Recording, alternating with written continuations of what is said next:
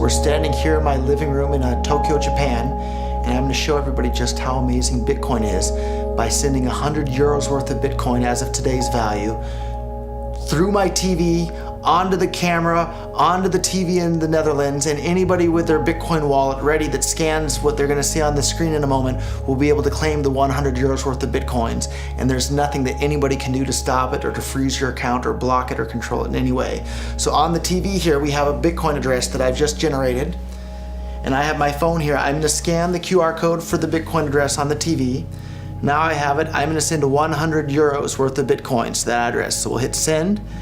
And anybody can monitor on blockchain.info the balance of this address. There it is, 100 euros worth of Bitcoins just arrived at this address. So total received 100 euros, final balance 100 euros. Just like that. So on this next screen you're about to see, anybody with their Bitcoin wallet that scans the private key that corresponds with that address will be able to claim that money just by scanning the code that you're about to see on your television. So if you want to take a look, here it comes, 100 euros ready for anyone to claim. All you have to do is scan this one right here, and it's 100 euros worth of Bitcoins as of today. By the time you scan it, it might be worth even more. So there it is for anyone ready to claim with their Bitcoin wallet. Okay, Holland, now you've just seen the power of Bitcoin. I sent 100 euros worth of Bitcoin from here in Tokyo directly to you guys through this camera, through the network, through the TV, right into your home. If I had tried to do that, send you the money with a traditional bank, it would have taken several days and probably cost 30 euros. I just did it right now with Bitcoin instantly, basically for free, and didn't have to ask anybody for permission. I didn't need a bank, I didn't need a government, I didn't need anybody. I just needed myself and you and our smartphones to do it. That's the power of Bitcoin. This is Backlight. Welcome to a world in which we can be our own bank.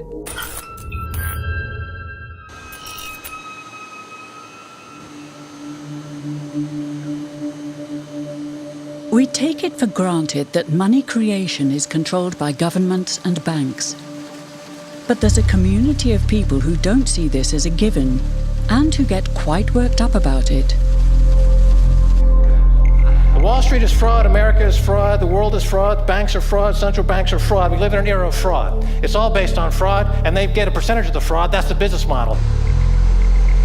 To suggest that there is any moral or ethical aspect to anything that's going on now is to be completely naive about the fact that we live in an era dominated by financial terrorists,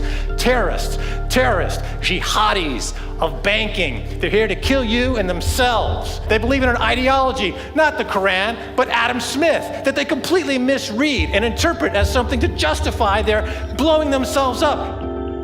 Janet Yellen's a terrorist! Mario Draghi's a terrorist! The Central Bank of Japan is a terrorist! These are the real terrorists! Funds received. This community is switching to what they think is a better monetary system. A system in which banks are no longer needed because payments could be made directly from one person to another. In a system of debt, one of the two parties is always the slave. And that is the architecture of money we live in. That is the architecture of money we use in our civilization.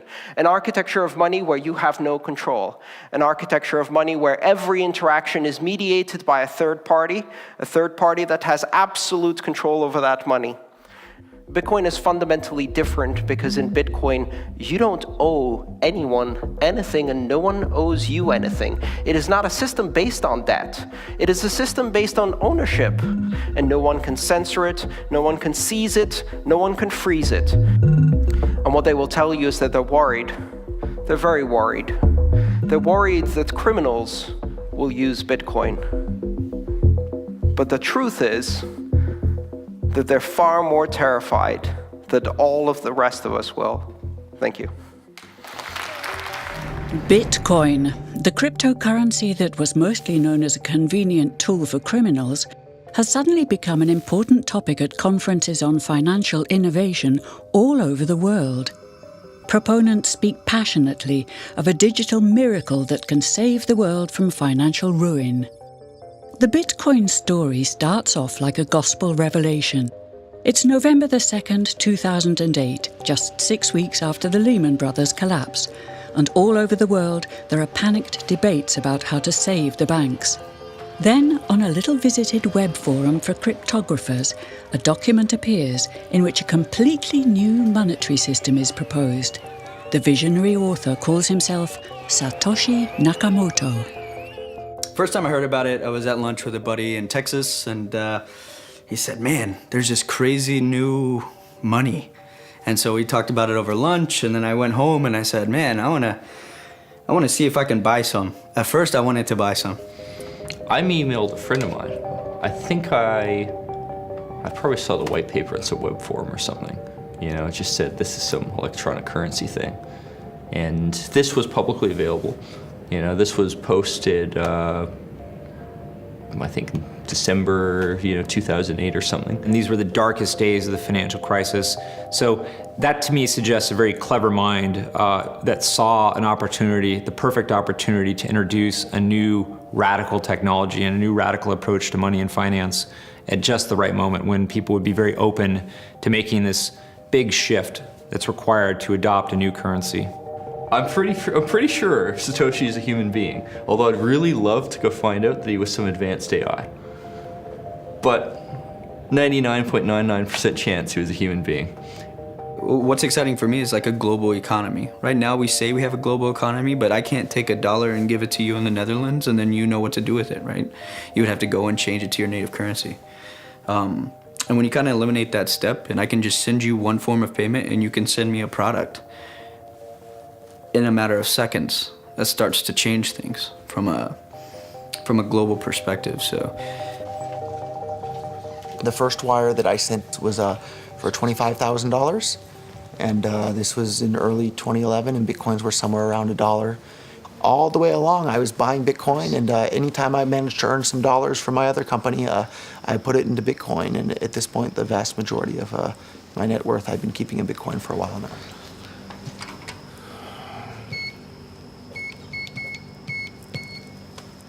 I'm glad you didn't get the parking pin. The car is actually like the perfect color for Bitcoin. It's like the Bitcoin orange. So we wanted to order some like Bitcoin decals and put like Bitcoin logos around the car and then drive it around Tokyo to help advertise Bitcoin. But still never got around to doing that. Maybe someday.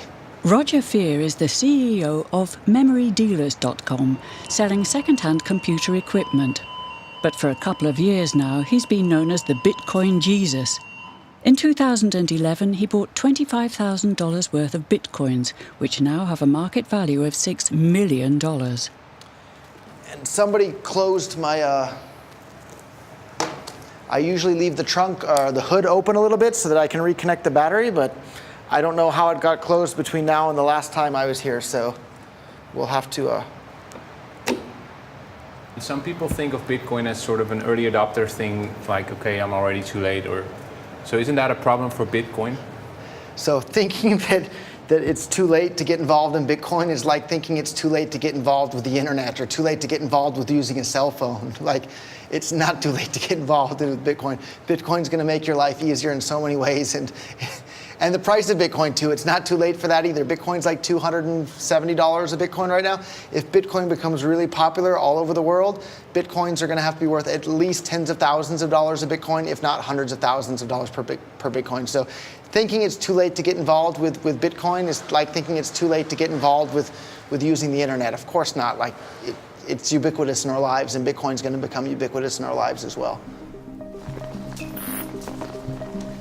Perfect money should have a limited supply. That's one of the most important things. It needs to have a limited supply. It needs to be easily recognizable.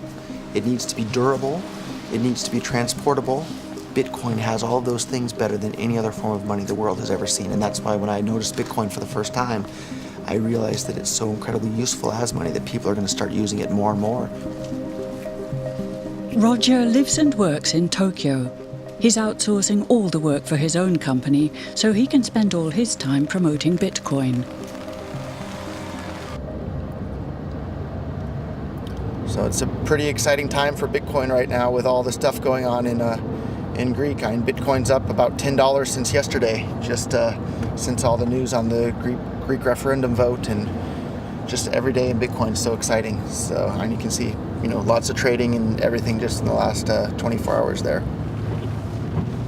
I paid to put up a billboard in the heart of Silicon Valley right next to one of the busiest expressways. It just said, we accept Bitcoin, memorydealers.com, and then listed some of the parts that we sell. But then after that, I started paying for national radio ads in the United States that were on more than 100 radio stations across the United States, and paid for that for a couple of years. OKWave, a popular consumer website in Japan, will accept bitcoins from now on. At a press conference, Roger Ver helps them spread the word. But today one Bitcoin is 35,000 yen. だけど Bitcoin 世界中人気になったら絶対何百万円とか何千万円ならなければならない。絶対 Bitcoin は人気になったら。ロジャーさんから説明をしていただきますので、ロジャーさんぜひビコをご説明いただければと思います。いいマネにはこういうことがあるんだけど、ナタリーさんは私より日本語うまいだから日本人だから、これはちょっと難しいことだから説明して聞いてくれませんか？すごいお金にはすごいさまざまな役割があるんですけれども、ビットコインはですね手数料もかからなかったりとか、すごく透明性が高かったり、すごくオープンなリソースであったり、すごくお金にある、重要な要素をさらに超えていい要素がいっぱいあるということですね。今までのビットコインの前のお金にはこういうことはちょっとありましただけど、今までには人間の歴史のことを最初から今までビットコインは一番こういうことを持ってるだから、世界中には一番いいお金になる。ビットコイン財布が持ってたら今から送りますよ。送った。もう入った。早いでしょ？5秒じゃないよね。早い。これ何？すごい。そう、アプリインストールしたら。そう。今送ってる。もう送った？もう入ったでしょ？でも今日は1000円分。ビットコイン本当に世界中人気になったら100万円になるの可能性は全然あります。Roger, are you giving bitcoins away? I'm giving every single person here 1,000 yen worth of bitcoins, which is like $8 and something cents. So, 今、もう入った。Sorry, refresh button. もう入った。OK. I've given away thousands of whole bitcoins to just various people on Facebook that would post their Bitcoin address.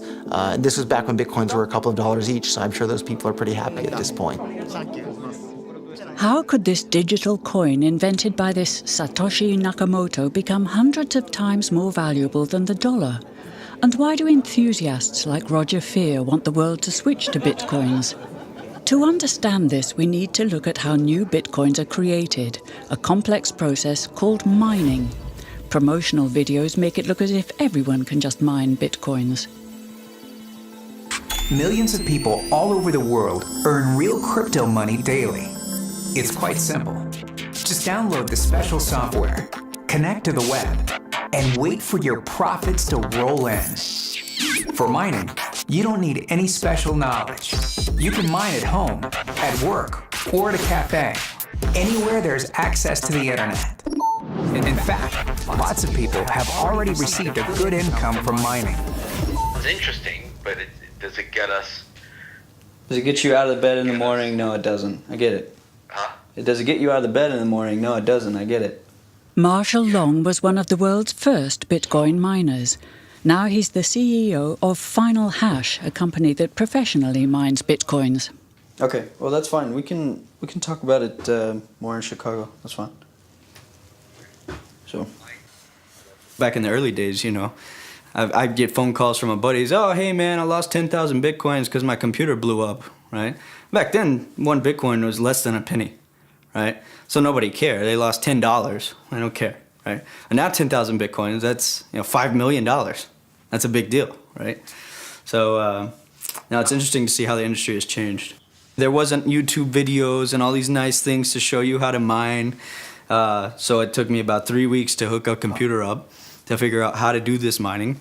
And back in the good days, you could take a laptop like this and you could mine maybe 100 or 200 coins in a day.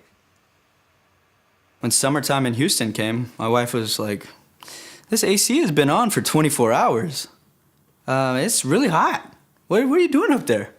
I said, oh, I'm just running some computers. And she walks up there and, you see 50 graphics cards all running at the same time. And it's very hot. And she's like, okay, you gotta get out of here. You gotta figure something else out because it is too hot. Hey, what's up, Nerdgasm fans? Jerry here, aka Barnacles. I'm here with Marshall Long from @FinalHash. Now, we're out here at, I would say, what's going to be the largest Bitcoin mine in North America. And it's realistically an actual mining operation. Like, you can pretty much attribute everything that's going on here to like a real gold mining operation. It's like you have heavy equipment, you have cost, you have fuel costs, and you have recovery. Everything. That you then go and sell and turn into real money. That's right.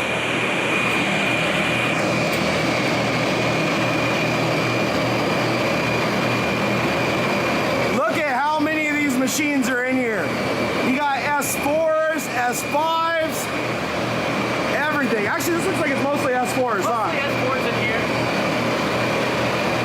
This is literally the loudest place ever. It's like being in a wind tunnel. You got air blowing through the top. Move your hair around. I mean, these things are all blowing out massive air. Now, the cooling in here is so efficient that if you put your hand back here behind the units where they're drawing air, it's freezing cold. It is nice, ice cold air coming in here. You put your hand in the front, down the center, it is burning, burning hot. So if you're asking yourself, is Bitcoin mining profitable? On this scale, hell yes it is. A Bitcoin is the reward for solving complex mathematical puzzles, and Bitcoin miners let their computers work day and night to complete these tasks.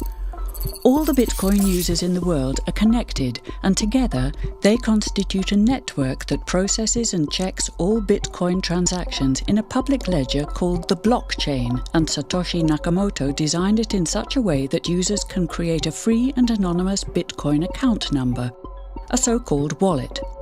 Satoshi's invention eliminates the need for a central bank, because all the users together are the bank. But early Bitcoin users had no idea how big Bitcoin and the blockchain would become. I think sometime in spring of 2010, I could be wrong on the exact dates, but basically someone put out a request saying, hey, I'd like to buy something with Bitcoin. Will anyone buy me a pizza? And I believe someone here in England bought the person in Florida a pizza for 10,000 or something Bitcoins. I mean, it'd be worth, a very large sum of money today. And that was the first Bitcoin commercial transaction. Garrick Heilman, an economist at the London School of Economics, was one of the first scholars to study Bitcoin and the blockchain as a serious monetary system. As a scholar, did you sort of label it, or was it something totally new to you?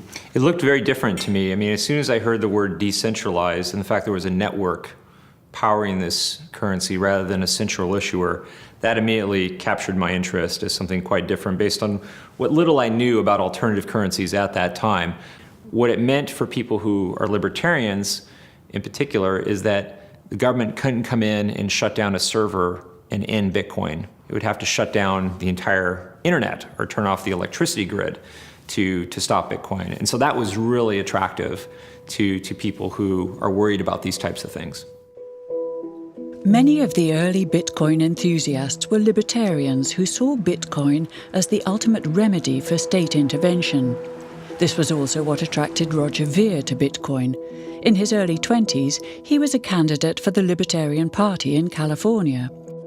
But during his campaign, he was sentenced to 10 months in prison for trafficking illegal fireworks. According to him, this was a political case brought by people who opposed his ideas. So I have two Bitcoin-related GIs. I have the bitcoin.org GI, and I have the blockchain.info Bitcoin blockchain logo. So you think it was a political case? There's no doubt in my mind whatsoever, and in fact, even at one of the pretrial conference things with the ATF agents, my attorney and the U.S. attorney, my attorney was saying, hey, these are store-bought firecrackers we sold on eBay. We can pay a fine and do some community service and be done with this. There's no reason to destroy my life over it and send me to prison and make me a felon. And the U.S. attorney at that point was kind of nodding his head like that sounds reasonable. And the ATF agent literally pounded his hand on the table and shouted, but you didn't hear the things that he said, which I think summed up very clearly. They weren't mad about anything that I had done. They were mad about the things that I had said, because the ideas that I'm trying to spread are subversive to the state.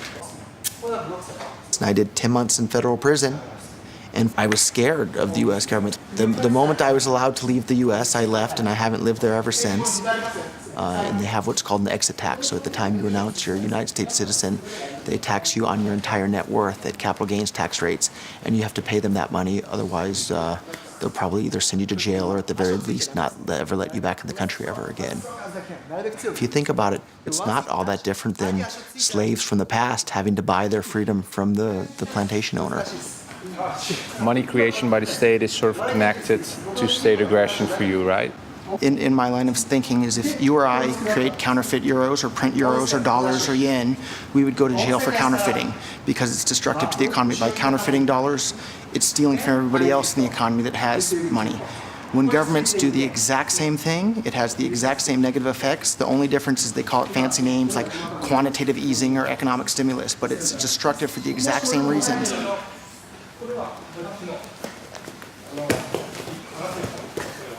My hobby growing up and in high school and since has been studying economics. And the more you study economics, the more you realize that all these government interventions in the economy prevent the world from becoming as wealthy and prosperous as it otherwise would become. And suddenly now we have this tool that separates money from state. Like everybody today thinks that separating church and state, yeah, of course they should be separated. But a couple hundred years ago, it was, heresy to say that church and state should be separated. And today it sounds maybe a little bit crazy to say that money and state should be separate. But I think in another decade or two, people are going to think, oh, what the heck were we thinking, letting governments be in charge of money? That caused so many problems and so many misallocations of resources around the world. Of course, Bitcoin is better. Okay. Thank you.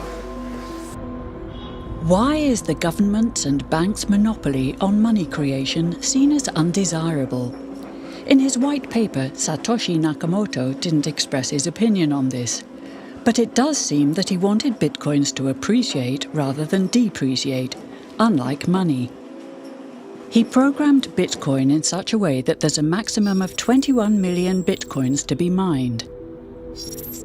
Bitcoins weren't meant to resemble money, but gold. In November 2013, this dream became reality when 1 Bitcoin was worth an ounce of gold. The Bitcoin code itself has never been hacked, but in 2014, the customer data of Mt. Gox, an online exchange office, was stolen by hackers, causing the Bitcoin exchange rate to plummet.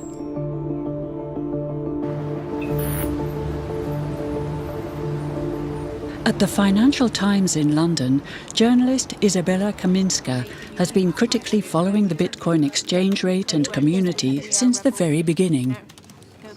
I've always been a geek about finance, and I've always been a geek about how the system works. So like the really boring nuts and bolts, the plumbing of the system. And I think in 2008, it was the first time we all really thought, actually, not only is this system as we know it possibly crumbling, there might be opportunities for new systems to come up as a result of it. Yeah, exactly. Yeah. Well, yeah, so I guess I started writing about it again around here, 2012. And then we had the first little rally. And then this is also this is very reminiscent to the classic bubble I know that you chart. guys want to change the next. So you see, this is the famous bubble chart, which has takeoff, first sell-off, bear traps. That's the first little micro,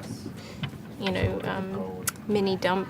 Then you go to the new total bubble, then it crashes. Then there's a bit of like a return. People think maybe it's going to come back, and then it crashes again, and then it gets back to a more realistic trajectory, and you'll see that really is very reminiscent to what we've seen here. What everyone is really wondering is, will we see a consolidation of this price, or will it recover somewhat, or will it go completely to zero? What do you think?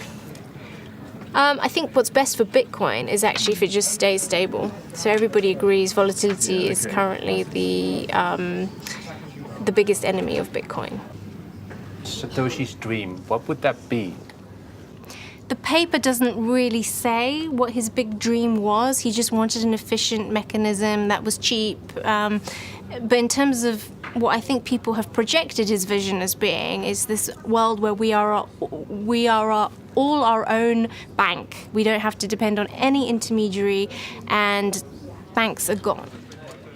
In the current economy, because of the way our system is structured, if I decide to hoard my dollars, I'm usually hoarding them in an institution that is using them as a means of capital raising, and they will be lending them out. So my money, even though I'm saving, that saving is going into an investment somewhere else, being done by a bank, etc., and it's helping to grow the economy. So my saving doesn't disadvantage the economy. But in Bitcoin, there isn't that opportunity. So a hoarded Bitcoin is a hoarded Bitcoin. It's totally idle.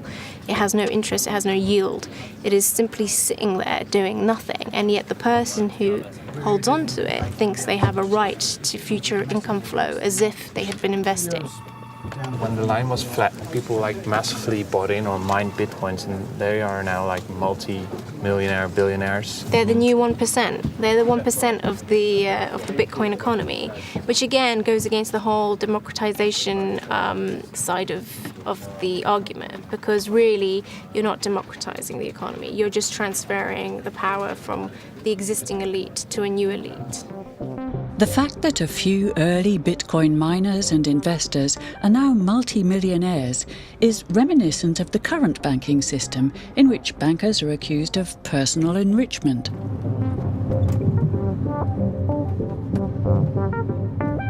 So I got this degree in international development, and I was with my dog on this hill, and I was like, yeah, what could I do? I could go try and work, and say East Africa. I could try to go and explore economies there and see what's happening. I could try all these things, and then I was like, why don't I just try and break into the financial sector in London? That would actually be really, really fascinating.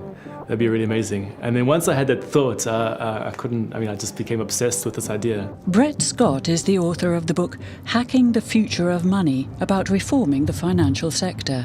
To immerse himself in the system he criticised, he worked for 2 years as a broker in the City of London. We're now in the city. We just passed the border dragon. Those dragons mark the boundaries of the City of London. So it's the financial district. Cut off all my hair, I bought my first suit. Interestingly enough, I had 2 interviews with Lehman Brothers, literally weeks before they went bust. And I remember being up in the sort of like 35th floor or something, and the guy was like, oh no, everything's fine, you know. Don't believe the stories you see in the press about us. And then they went under.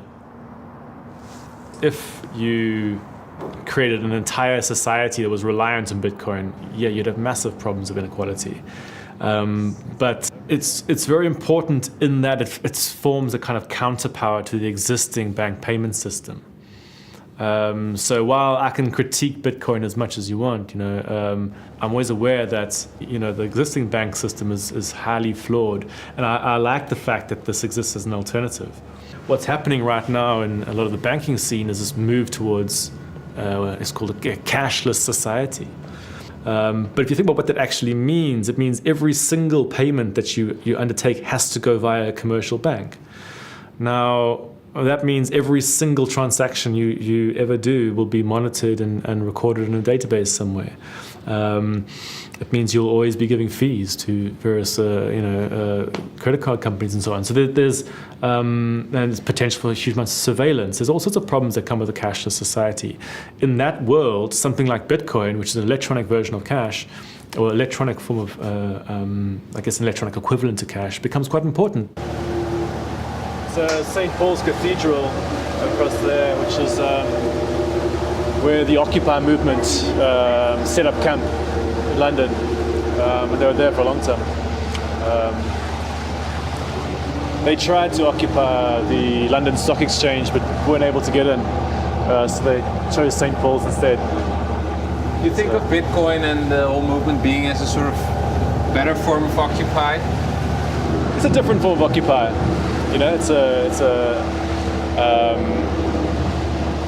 Maybe it's a follow-on from the Occupy movement in some ways. Bitcoin, as a form of protest against the current banking system, is propagated in the Netherlands by 3 Bitcoin enthusiasts who have created an app called BitKassa and who are now trying to convince all retailers in Arnhem to accept Bitcoins. Als ik nu mensen spreek over hoe Bitcoin werkt, dan kijken ze in eerste instantie soms vreemd op van, goh, werkt dat zo en wat bijzonder en apart. Maar diezelfde mensen weten ook helemaal niks van hoe het huidige systeem eigenlijk in elkaar steekt. En dat is echt ook bijna niet te geloven eigenlijk. Nee. Hoe dat, Mensen willen het ook. Je merkt vaak dat het stuit op weerstand of gewoon ontkennen. Van het kan niet dat daar een klein clubje bedrijven is die al het geld maken. En dat wij niet alleen als individuen, maar ook als bedrijven en zelfs als overheid, dat bij die banken moeten lenen. Terwijl die banken dat letterlijk uit het niets maken. Dus ja, dat vind ik super scheef. Nou, we zien hier de plattegrond van Arnhem. Dit is een beetje het centrum van de stad. We hebben hier het modekwartier.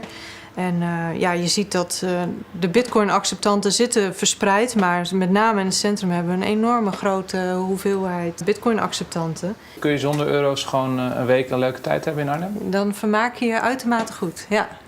Je kan overnachten, je hebt vrije tijdsbesteding. Je kan het wijnmuseum bijvoorbeeld, en bowlen.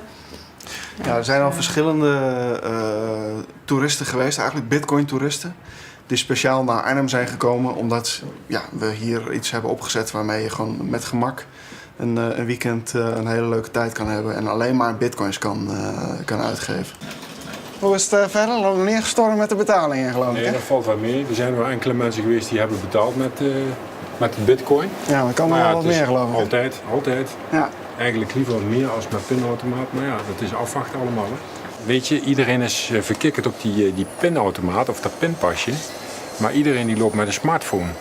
En als je die banken dan neemt, die nemen gewoon te veel geld voor alles. Dus je moet die pinautomaat huren of kopen. Je moet bundels kopen.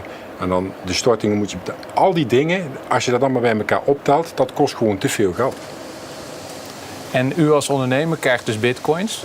Ja. Maar u krijgt via BitKassa-systeem krijgt u euro's uitbetaald. Ja.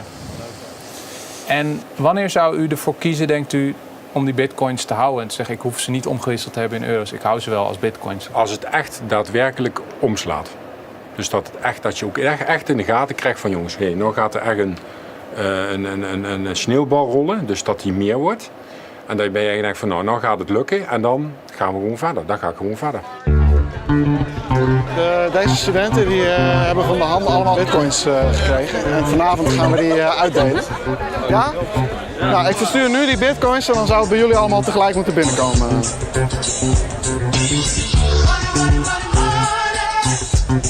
Is nu onderweg.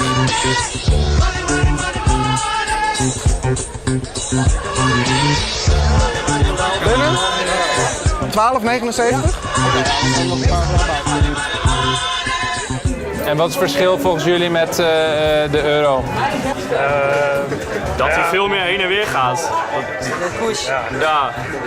Je weet eigenlijk niet echt wat je hebt in principe. Want zoals nu hadden we 12,69 en nu hebben we weer 12,72. Beside the ease of use, the Arnhem students have also noticed a less pleasant quality to bitcoins: the fluctuating exchange rate compared to other currencies, which could make a beer a couple of cents cheaper or more expensive between ordering and serving.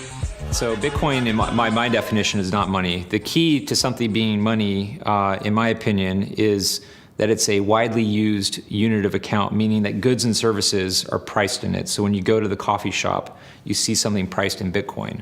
That's not true. There are coffee shops where there are prices in Bitcoin, but that price is changing constantly based on the currency it's linked to. So the pound, for example, here in England lost 20% of its value recently, but the price of coffee didn't change. It was still 99p. That's what it means to be a unit of account, and Bitcoin is not that. The price adjusts based on its exchange rate continuously. Do you see Bitcoin as a form of money or as digital gold? So I see gold as money, and I see Bitcoin as having all the same properties of gold with one property that actually a couple properties that are even better. So gold is kind of hard to divide. Bitcoin divides down to 8 decimal points instantly, super easily. Gold is really, really difficult to transport. If I want to transport gold from here to Moscow, it'll cost a bunch of money to do that, and it's dangerous, and you have to have armed guards and who knows what. With Bitcoin, I can send Bitcoin from here to Moscow or to Holland instantly, just like that, basically for free. I don't have to pay for a bunch of armed guards. It just happens almost like magic. If you ever ask somebody why they think gold's valuable, they can't ever really tell you. They always give you these like weird stories around, oh, it's like a precious metal, isn't it? It's pretty. While we think it has all this intrinsic value, this intrinsic value of gold has been largely constructed in people's heads, often by actually like association with power, association with religious figures. Bitcoin has potential for similar types of construction. You could create this sense of this almost like a commodity-like token that has no immediate sort of value to it, but can be imbued with value.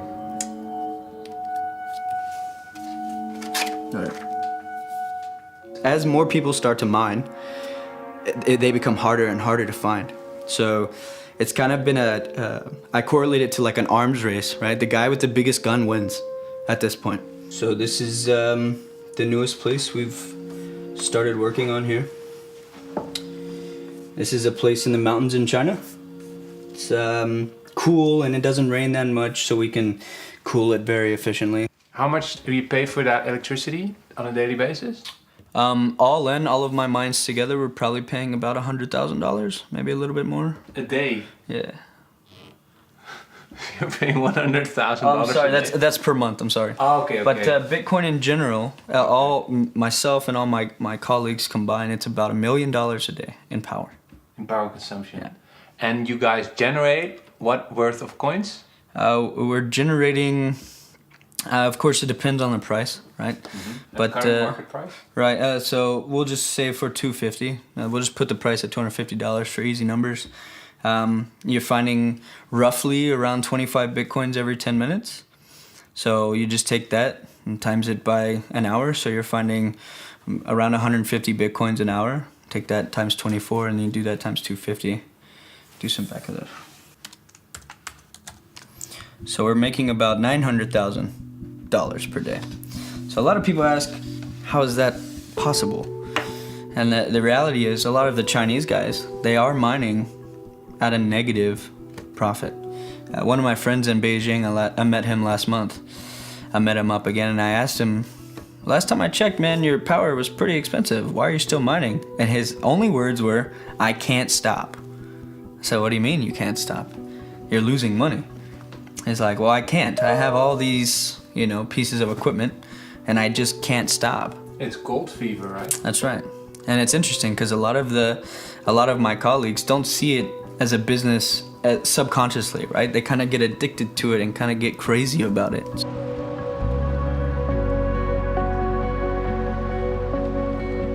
好，现在看到的就是我们那个长城镇的机房，这是我们大连的1号机房。现在有3层楼，我们使用的是第2层。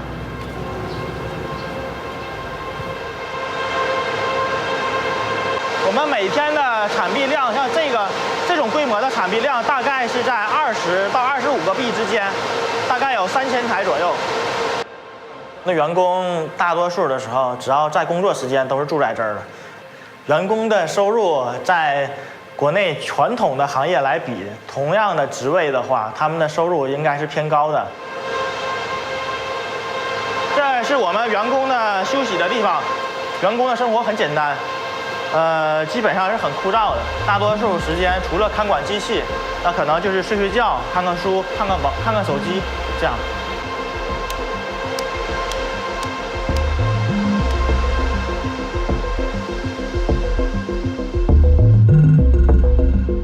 So what was supposed to be a very democratic system has ended up concentrating in exactly the same way that we have seen the banks concentrate their business. So now you have most of the miners are based in China, or most of the miners are huge server farms that, you know, the average person can't be a miner anymore in Bitcoin. It's far, you know, the barriers to entry are now really, really quite expensive. You have to invest in at least, you know, thousands of dollars of equipment if you want to be a miner. And a lot of people who got into the first year of Bitcoin actually had mental breakdowns. It was so beautiful. It was like you're seeing, you know, some of the most remarkable art ever for the first time. One of the qualities that I don't like about the community is that it's extremely absolutist, it's very politically led, and it assumes that its political ideology is the correct one, and it kind of thrusts its political ideology on everybody else. So I always say, you know, I don't want political ideology when I'm paying for my coffee. I just want a payment network that works and that allows me to benefit from smooth transaction. Lots of paper money. So this is a receipt, and this is my public address and private key. You got it covered for us, so we cannot film it. That's right. Bitcoin.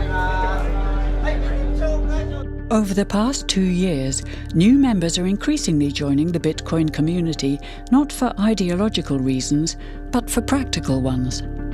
In Kiev, there are some protests happening, so people started using social media to share their QR code. Within a matter of days, they automatically had $15,000 in their wallets from sympathizers to the protests. That money was transferred from around the world. It's an incredibly powerful example, because today I spent 7 years in Nicaragua, and today I still cannot use PayPal to transfer money to my friends in Nicaragua. Whether or not Bitcoin will be worth millions isn't the main question for many computer scientists, investors, and hackers. To them, Satoshi Nakamoto's real invention is the blockchain technology, a global open ledger which can be used to share much more than just money. You may think that Bitcoin is just another way to pay for a cup of coffee, but it's not. Bitcoin is just the denomination used to pay the toll to put stuff on this global ledger.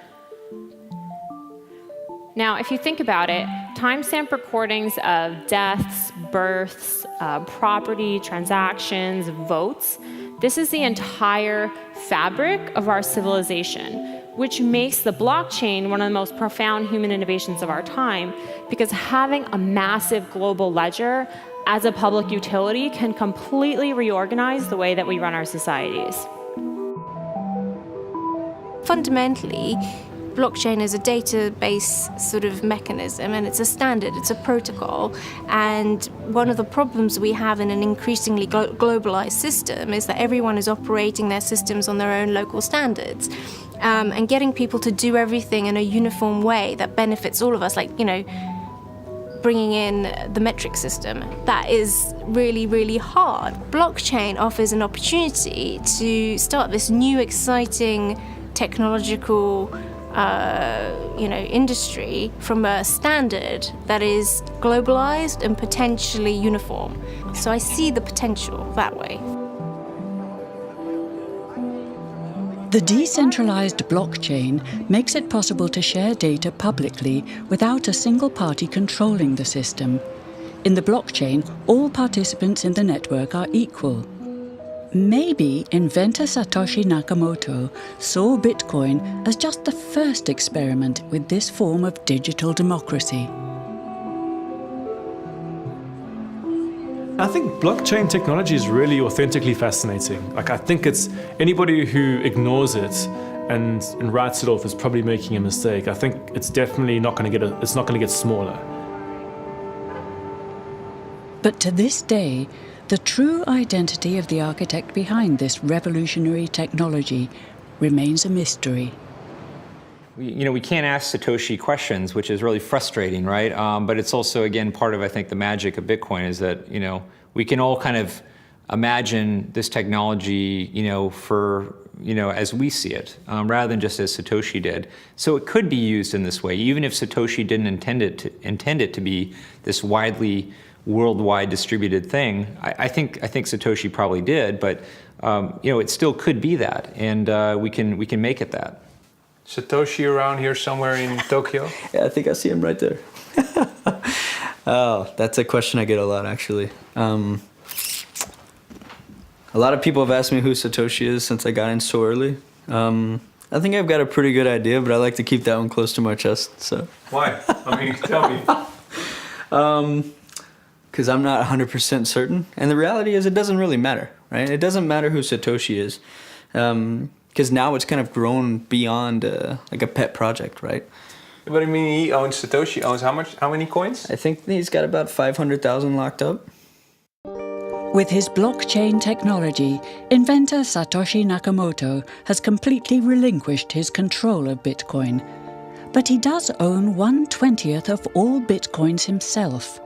So if one day Bitcoin does become widely accepted as a currency, he will be one of the richest people on Earth. People might find that scary, a new currency or a system based on an inventor who owns already, well, 1/20th of all the currency he invented. Yeah. Isn't that a problem? Satoshi invented one of the most important inventions in the entire history of humankind that's going to improve the lives of everybody on the planet for the better. If he had half of all the Bitcoins, he would still deserve it. Who do you think Satoshi is? I think it's probably a band of people who decided that a nom de plume was the best way to go, precisely because if it did take off, there would be too many consequences for an individual, one person, or even a group of people. And from my perspective, you never make a move of this sort without a myth. You need a sort of foundation myth. Every good sort of system of power has a foundation myth, and it's always best if the leader is either anonymous or aloof or in some way distant from the public, because you have to create a sort of mythology around him. And because Satoshi, nobody knows who he is. If we knew who he was, it would almost ruin the whole thing for everybody, I think. Why did he disappear, you think? He undermined the ability of every single government on the entire planet to control the money supply. And that's how every single government in the world is controlling their citizens and their economies today. And he just basically, knocked their feet right out from under them with the invention of Bitcoin.